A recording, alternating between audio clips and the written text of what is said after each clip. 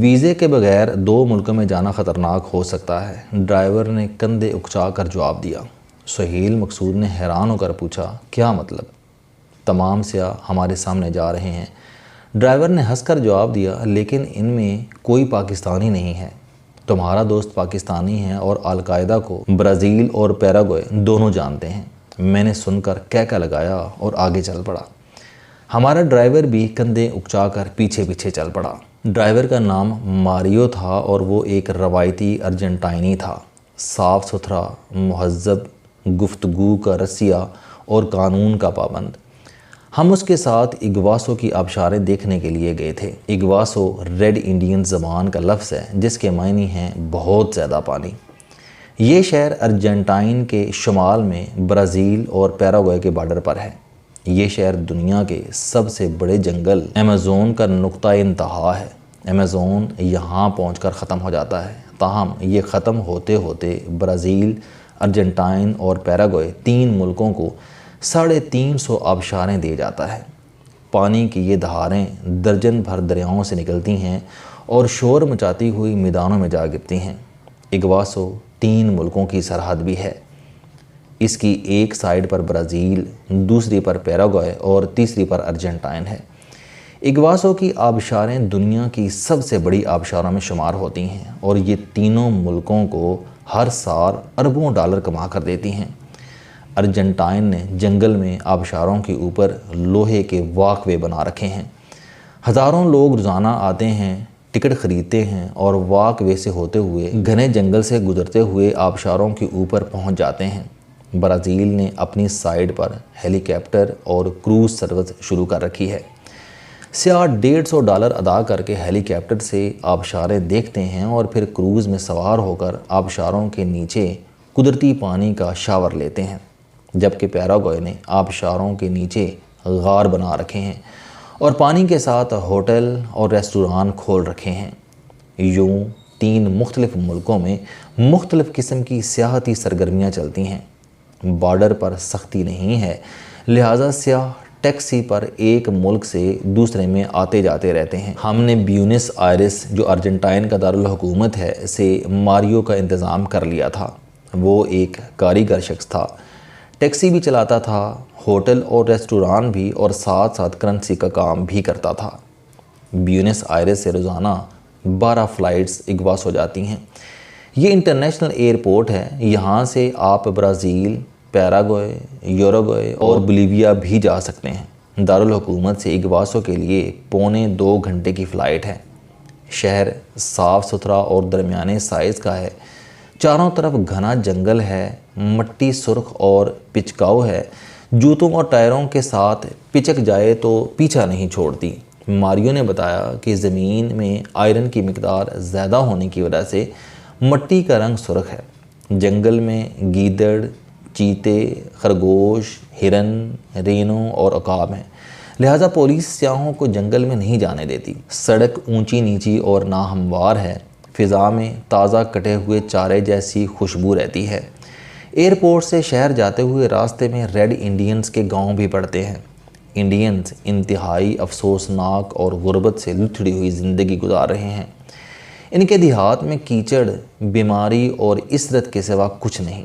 یہ لوگ کبھی اس ساری سرزمین کے مالک تھے، لیکن پھر کولمبس نے امریکہ دریافت کر لیا۔ یورپی لوگ آئے اور یہ اپنے ملک سے محروم ہوتے چلے گئے۔ یہ اب کیمپ نما دیہات میں رہتے ہیں، پھل، لکڑی اور پودے بیچتے ہیں اور دائیں بائیں بہتی ہوئی شاندار زندگی کو حسرت سے دیکھتے ہیں۔ ماریو پہلے دن ہمیں شہر سے آگے پیراگوئے کے بارڈر پر لے گیا۔ سرحد کے قریب قیمتی پتھروں اور ہیروں کی مائن تھی۔ یہ علاقہ وانڈا کہلاتا ہے۔ مائن پرائیویٹ تھی۔ مجھے زندگی میں پہلی بار ہیروں اور قیمتی پتھروں کی مائن دیکھنے کا اتفاق ہوا۔ مائن کے اوپر گھنا جنگل ہے، نیچے خشک تالاب ہے اور تالاب کے دائیں بائیں مائن تھی۔ گائیڈ نے بتایا کہ قیمتی پتھروں کی مائن میں صرف اور صرف ہاتھوں سے کام کیا جاتا ہے۔ چٹانوں کے درمیان قیمتی پتھر شہد کے چھتے کی طرح ہوتے ہیں۔ ان چھتوں کا پتھر کاٹ کر پورے کا پورا نکالا جاتا ہے اور پھر اسے چھتے سمیت بیچا جاتا ہے۔ ہم نے جگہ جگہ پتھروں کے چھتے دیکھے۔ ان کے اندر انار کے دانوں اور مگرمچھ کے جبڑے کی طرح قطار اندر قطار پتھر جڑے ہوتے ہیں، ان کی نوکیں نکلی ہوئی ہوتی ہیں اور یوں محسوس ہوتا تھا کہ یہ چٹان کے دانت ہیں اور قدرت نے یہ دانت چٹانوں کے آرام میں خلل ڈالنے والوں کو سزا دینے کے لیے بنائے ہیں۔ چھتوں کے اندر مختلف رنگوں کے پتھر تھے، ان پر جب روشنی پڑتی تھی تو آنکھیں چندھیا جاتی تھیں۔ گائیڈ نے بتایا کہ یہ چھتے ہزاروں لاکھوں سال قبل اس وقت بنے جب زمین بہتا ہوا لاوا تھی۔ لاوے میں بلبلے بنتے تھے اور یہ بلبلے بعد ازاں چھتوں میں تبدیل ہو جاتے تھے۔ گائیڈ نے یہ بھی بتایا کہ چٹان میں جس جگہ سفید رنگ کی لکیر ہوتی ہے، چھتے صرف وہاں پائے جاتے ہیں، لہٰذا کاریگر صرف لائنوں کا تعاقب کرتے ہیں اور لکیروں کو کھود کھود کر چھتے تلاش کرتے ہیں۔ گائیڈ ہمیں مائن کے بعد شو روم میں لے گیا، وہاں درجنوں چھتے پڑے تھے۔ ہم نے ایک کی قیمت پوچھی تو بتایا گیا کہ 38 لاکھ پیسو، یہ $1 ملین بنتے تھے، اور وہاں 100 کے قریب ایسے چھتے موجود تھے۔ گویا صرف ایک ہال میں $100 ملین کے پتھر پڑے تھے، جبکہ وہاں ایسے کئی ہال تھے۔ قیمتی جیولری اور ڈیکوریشن پیس بھی رکھے ہوئے تھے، لیکن وہ انتہائی قیمتی تھے۔ ماریو ہمیں اس کے بعد پیرو کے بارڈر پر لے گیا۔ وہ ایک عام سی بارڈر تھی، ایک سائیڈ پر گھر بنے ہوئے تھے۔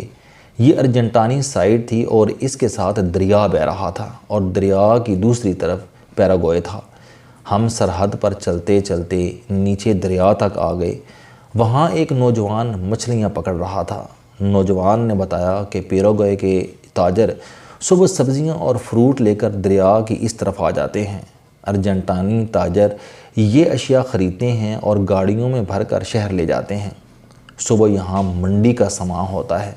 ہم نے پوچھا کیا ہم یہاں سے پیراگوئے جا سکتے ہیں؟ ان کا جواب تھا کہ آپ اگر صبح آ جائیں تو سبزی اور فروٹ کے بحری جہاز میں بیٹھ کر جا سکتے ہیں اور 1-2 دن رہ کر بے شک واپس آ جائیں۔ میں نے زندگی میں بے شمار بارڈر دیکھے ہیں، لیکن اتنا سادہ اور فوج اور پولیس کے بغیر بارڈر پہلی بار دیکھا۔ میں نے سوچا ہم بھی پاک انڈیا، افغانستان پاکستان، پاکستان ایران اور پاکستان چین بارڈر پر ایسی ٹیکس فری منڈیاں کیوں نہیں بناتے؟ ان سے اشیاء صرف کی قیمتیں بھی کم ہو جائیں گی اور غیر قانونی تجارت بھی لیگل ہو جائے گی۔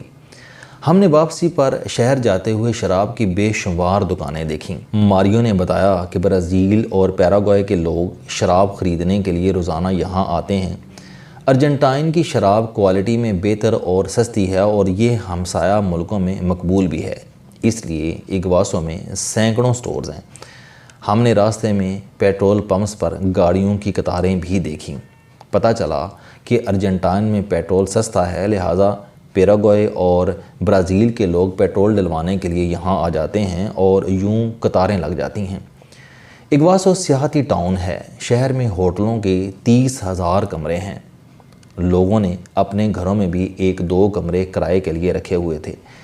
آپ کسی بھی گھر یا فلیٹ میں جا کر کرائے پر کمرہ لے سکتے ہیں، لیکن اس کے باوجود کمرہ ملنا مشکل ہو جاتا ہے۔ ہمیں بھی کمرے کے لیے ٹھیک ٹھاک خواری برداشت کرنا پڑی۔ بہرحال کمرہ مل گیا۔ ہمارا ہوٹل سرحد پر واقع تھا۔ ہمیں کمرے کی کھڑکی سے برازیل کا پل اور پیراگوئے کا بڑا سا ویل یعنی جھولا نظر آ رہا تھا۔ ہمارا اگلا دن آبشاروں کے لیے وقف تھا۔ ماریو کا کہنا تھا کہ آپ اگر تینوں سائڈ دیکھنا چاہتے ہیں تو صبح 7:30 بجے نکلنا ہوگا۔ ہم نے اس کے ساتھ وقت طے کر لیا۔ شہر کے سینٹر میں ہمیں حلال شاورما بھی مل گیا۔ مالک موراکو سے تعلق رکھتا تھا اور حلی اور وزن سے استاد نصرت فتح علی خان کا چھوٹا بھائی محسوس ہوتا تھا۔ ہمیں بہرحال حلال شاورما اور اسے مسلمان گاہک مل گئے۔ سینٹر اچھا اور بھرپور تھا۔ ریسٹورانوں، کافی شاپس اور آئس کریم پارکس میں ٹھیک ٹھاک رش تھا، تاہم مارکیٹ کے درمیان ریڈ انڈینز نے اپنے ٹھیلے لگا رکھے تھے۔ وہ آوازیں دے کر اشیاء بیچ رہے تھے۔ فضا میں ایک بسانت سی رچی ہوئی تھی، یہ غالباً مردہ جانوروں کی بو تھی۔ ہمارا دوسرا دن آبشاروں کا دن تھا۔ ماریو نے ہمیں وہاں پہنچا دیا۔ یہ لوگ اپنی زبان میں آبشاروں کو کتاراتا کہتے ہیں۔ یہ لوگ آنکھ کے موتیوں کو بھی کتاراتا کہتے ہیں۔ आबशार क्योंकि सब्ज़ अमेज़न में मोतिये की तरह महसूस होती है, शायद इसीलिए इन्हें कताराता कहा जाता है। अर्जेंटाइन की साइड पर जंगल में रेलगाड़ी भी चलती है, जबकि वहाँ दर्जनों ट्रैक्स भी हैं। ट्रैक्स के ज़रिए पूरा इलाका देखने में कम अज़ कम 6 घंटे लगते हैं, जबकि हमारे पास सिर्फ 3.5 घंटे थे। लिहाजा हमने आधा सफ़र ट्रेन पर किया और आधा पैदल। जंगल में जगह जगह आबशारों के व्यू पॉइंट थे और हर व्यू पॉइंट नज़रों को खींच लेता था। ऊपर नीला आसमान था, दाएं बाएं भूर जंगल और कदमों में नीचे गहराई में गिरता हुआ पानी था। वो जगह हकीकतन तिलस्म होशरुबा थी, एक ऐसा तिलस्म जो इंसान को अंदर से हरा कर देता है, जो इंसान को मॉडर्न ज़माने से दूर कबल मसीह के ज़माने में ले जाता है। और हम उस वक्त ऐसे दौर और हालात से गुज़र रहे थे। अस्सलाम वालेकुम।